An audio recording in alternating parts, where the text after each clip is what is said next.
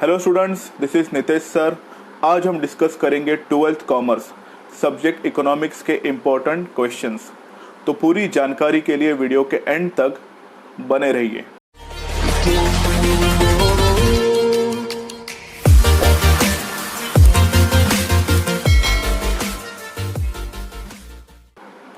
तो चलिए student start करते हैं इकोनॉमिक्स के इम्पोर्टेंट क्वेश्चन।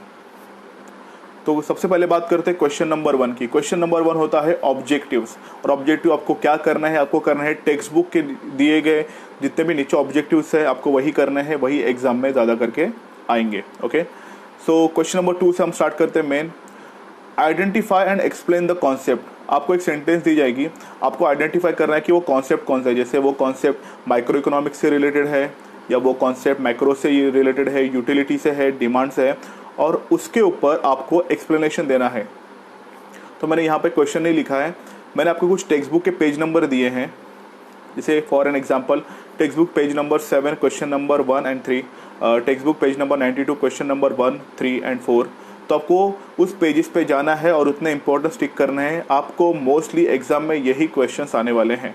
ओके, तो उसके ऊपर आप प्रॉपर तरीके से प्रैक्टिस ज़रूर कीजिए स्टूडेंट्स। ओके, फिर बात करते हैं question number 2B, distinguish between any 3 out of 6। Total आएंगे 6 मार्क्स के लिए।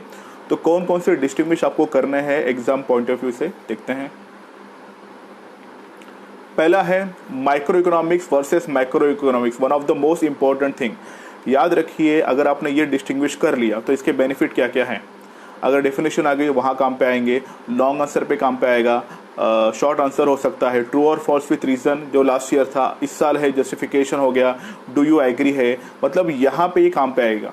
तो माइक्रो और मैक्रो तो आपको छोड़ना ही नहीं है। Okay, after that total utility versus marginal utility, text book में दिया गया है डिस्टिंग्विश, वो आपको प्रॉपर तरीके से करना है। After that desire versus demand.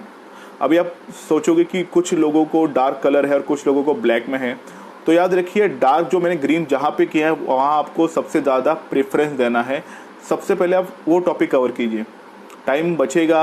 उसके बाद आपको करना है जो मैंने नॉर्मल में रखे, for an example utility versus usefulness और सेटिस्फैक्शन। ओके, आगे बढ़ते हैं। नेक्स्ट है, सो मैं सिर्फ ग्रीन वाले लूँगा, बाकी के आपको करना ही पड़ेगा।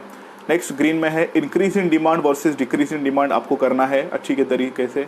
After that average revenue versus average cost, ये भी आपको प्रॉपर तरीके से करना है, ये भी डिस्टिंग्विश आने के चांसेस बहुत ब्राइट हैं। Simple index number versus weighted index number, price index versus quantity index, ये भी एक नया चैप्टर आ गया इस साल से, इंडेक्स नंबर्स, वो भी आपको प्रॉपर तरीके से करना है। After that one of the most important public finance versus private finance. जैसे एसपी में कैसे इंपॉर्टेंट था interim dividend versus final dividend, तो वैसे ही यहाँ ये इंपॉर्टेंट है, public finance versus private finance, ये भी आपको करना है अच्छी तरीके से distinguish. After that direct tax versus indirect tax, internal trade versus international trade. Internal trade आपको पता है कि जो भी बाइंग और सेलिंग होती है वो हमारे डोमेस्टिक एरिया में होती है, मतलब कंट्री के अंदर। After that balance of payment versus balance of trade. Okay, ये थे कुछ डिस्टिंग्विश। फिर बात करते हैं क्वेश्चन नंबर 3 की। Answer the following question any 3 out of 5, it will come for 12 marks. Explain the features of micro economics, ये आपको करना ही करना है। याद रखिए, फीचर्स को एट्रीब्यूट्स भी बोलते हैं, कैरेक्टरिस्टिक्स भी बोलते हैं, नेचर्स भी बोलते हैं। ओके, तो आपको घुमा फिरा के क्वेश्चंस आएंगे, तो डरिए मत। After that features and types of utility, utility के फीचर्स भी आ सकते हैं और यूटिलिटी के टाइप भी आ सकते हैं, डिपेंड करता है कि क्या आएगा। अब दोनों कीजिए, अच्छा रहेगा। फिर है टाइप्स ऑफ डिमांड। ओके, ये भी आपको करना है। After that explain the importance of elasticity of demand.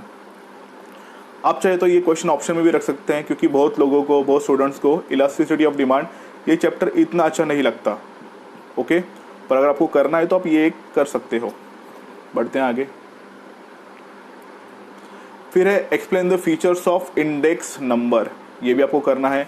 फिर explain the importance of national income, features of national income. Okay, मैं फिर से एक बार रिपीट करना चाहता हूँ, ग्रीन मोस्टली इम्पोर्टेंस है और जो बाकी के ब्लैक है नॉर्मली।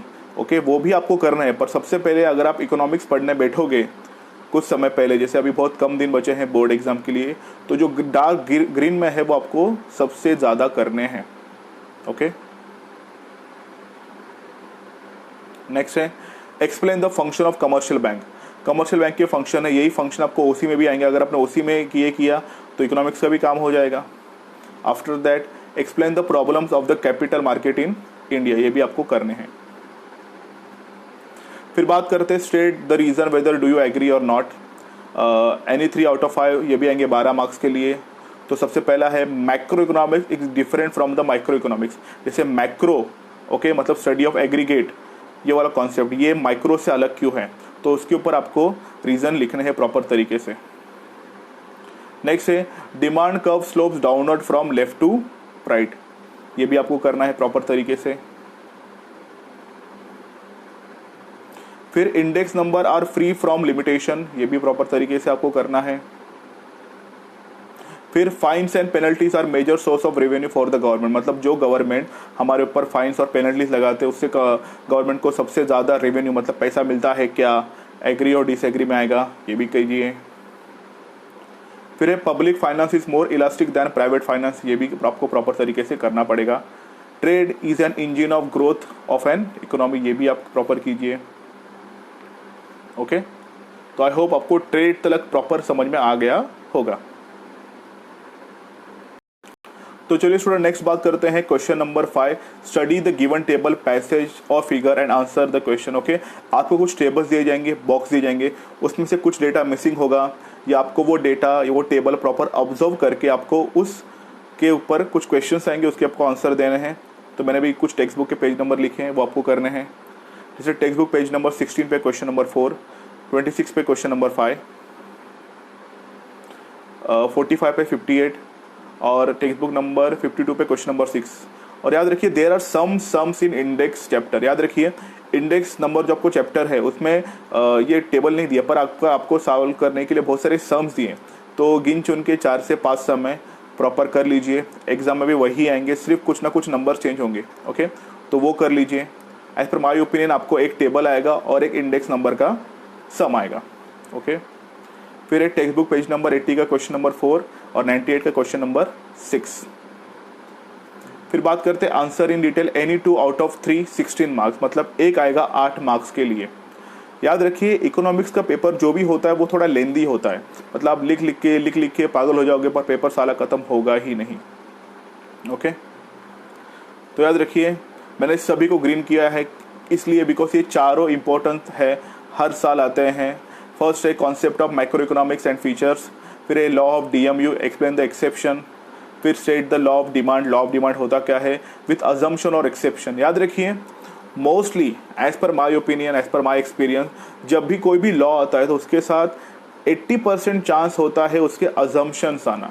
तो आप कोई भी लॉ जब पढ़ोगे उसके बाद उसके अजम्पशंस कीजिए। ओके, एक्सेप्शन भी कीजिए पर ज़्यादा फोकस आप अजम्पशंस के ऊपर रखिए। ओके स्टूडेंट्स, नेक्स्ट है what is monopolistic competition explain the features, ये भी आपको करना है, ये भी आता है।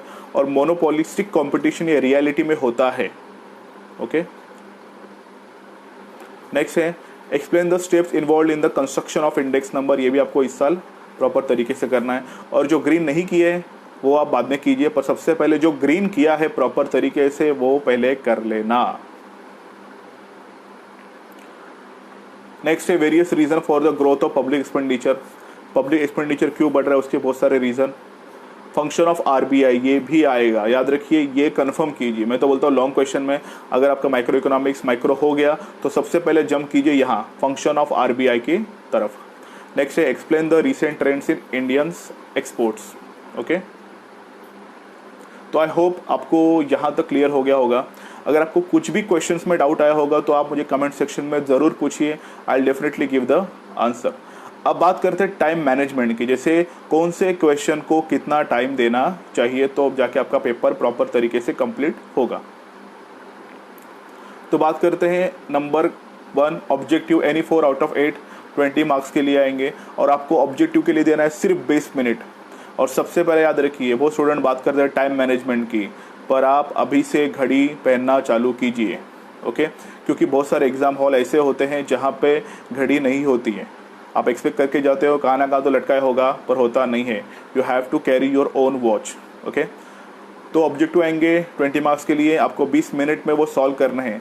अब बात एक यहाँ ध्यान पे सुनिए, अगर आपको कुछ ऑब्जेक्टिव्स नहीं आते हैं बहुत सोचने के बाद भी, तो वहाँ टाइम वेस्ट मत कीजिए, नेक्स्ट नेक्स्ट नेक्स्ट करके जंप मारिए। ओके, आपको 20 मिनट के अंदर उतने वो सब सॉल्व करने हैं। आते हो तो अच्छी बात है, परफेक्ट नहीं आते हो तो रहने दीजिए, बाद में सॉल्व कीजिए, पर वहाँ सोचते अपना टाइम वेस्ट मत करना। ओके, आई थिंक इतना पॉइंट क्लियर हो गया होगा। क्वेश्चन नंबर 2 देखते हैं, identify and explain the concept. Any 3 out of 6 marks के लिए है। यहाँ पे आपको 25 मिनट्स देना पड़ेगा। क्यों? बिकॉज आपको यहाँ पे सोचने के लिए, सेंटेंस फ्रेम करने के लिए टाइम लगेगा। ओके, नेक्स्ट बात करते हैं question number 2, distinguish between. Any 3 out of 6 mark 20 minutes के लिए। बहुत स्टूडेंट्स पूछते हैं कि डिस्टिंग्विश बिटवीन पॉइंट्स कितने लिखने चाहिए। याद रखिए, हर एक डिस्टिंग्विश कितने आने वाला है, 2 मार्क के लिए। कितने पॉइंट्स चाहिए? Minimum 2 points. पर एज पर माई ओपिनियन, अगर आपने 3 पॉइंट्स लिखे, अगर आपको बेस्ट करना है तो आप 4 पॉइंट लिख के आ जाइए इकोनॉमिक्स में, वो भी चारों अच्छे रहेंगे तो आपको 2 मार्क कन्फर्म मिलेंगे ही मिलेंगे। अगर आपको एग्जाम में 4 पॉइंट्स याद नहीं आते हैं तो एटलीस्ट 3 लिखिए, 3 भी आते नहीं है तो 2 लिखिए। क्योंकि क्या होता है, देखिए फर्स्ट पॉइंट तो कौन कवर करेगा? मीनिंग। तो एटलीस्ट मैं तो ये बोलूँगा आप 3 कंपलसरी लिखिए, मतलब लिखिए इकोनॉमिक्स के डिस्टिंग्विश में। नेक्स्ट है, answer the following question. Any 3 out of 5 like short notes. 12 marks के लिए आएंगे, ये भी आपको कंप्लीट करना है 25 मिनट्स में। Question 4, agree disagree. Any 3 out of 5 12 marks के लिए 25 मिनट्स में आपको ये भी कवर करना है। क्यों? आपको सोचना पड़ेगा लिखते समय। ओके, तो जो अच्छी तरीके आता है वो आप सॉल्व ज़रूर कीजिए। नेक्स्ट है क्वेश्चन नंबर 5, कुछ सम्स दिए होंगे, टेबल पैसेजेस। 8 मार्क्स के लिए आएंगे, 25 मिनट्स में आपको ये सॉल्व करने हैं। और one of the last question number 6, answer in detail. Any 2 out of 3। 8 के लिए 2 आएंगे, 16 मार्क्स के लिए। ये आपको आधे घंटे में सॉल्व करने हैं क्योंकि ये लेंदी है। और जब भी आप कोई भी पॉइंट लिखोगे तो उसके नीचे अंडरलाइन कंपलसरी कीजिए। ओके, तो अगर आप ये पैटर्न फॉलो करोगे तो आपका पेपर हो जाएगा 170 मिनट्स में रेडी। तो आप 10 मिनट्स देख सकते हो यहाँ से पीछे की कुछ छूट गया है क्या, कुछ ऑब्जेक्टिव रह गया है क्या, तो आप वो कंप्लीट कर सकते हो। ओके, तो आई होप इम्पोर्टेंस क्वेश्चन क्या है आपको अभी भी समझ गए होंगे। अगर आपको ये वीडियो अच्छा लगा तो आप खुद देखिए, प्रॉपर सब क्वेश्चन नोट डाउन कीजिए और अपने सभी दोस्तों के साथ शेयर कीजिए ये वीडियो, कि जो अभी भी कंफ्यूज है कि इकोनॉमिक्स में क्या आने वाला है, क्या नहीं आने वाला है, मेरी तो अब तक पढ़ाई नहीं हुई है, मैं क्या करूं। तो ये जितने भी टेंशन है, आप टेंशन मत लीजिए। जितना मैंने आपको PDF बनाया है उतना प्रॉपर कीजिए, डेफिनेटली आप अच्छा स्कोर करोगे। ओके, अगर आप चाहते हो इन फ्यूचर में किसी दूसरे टॉपिक के ऊपर वीडियो बनाऊं तो कमेंट सेक्शन में अपने कमेंट ज़रूर दीजिए। ओके, अगर आपको इकोनॉमिक्स का पेपर पैटर्न देखना है तो ऑलरेडी मैंने एक वीडियो बना के रखा है, प्लेलिस्ट में जाके आपको वो वीडियो मिल जाएगा। ओके, तो आई होप मैंने आपके सारी क्वेरी सॉल्व किए होंगे। फिर भी कुछ डाउट्स होगा ज़रूर पूछिए। तो मिलते हैं नेक्स्ट वीडियो में एक नए टॉपिक के साथ। फ़िलहाल के लिए बाय।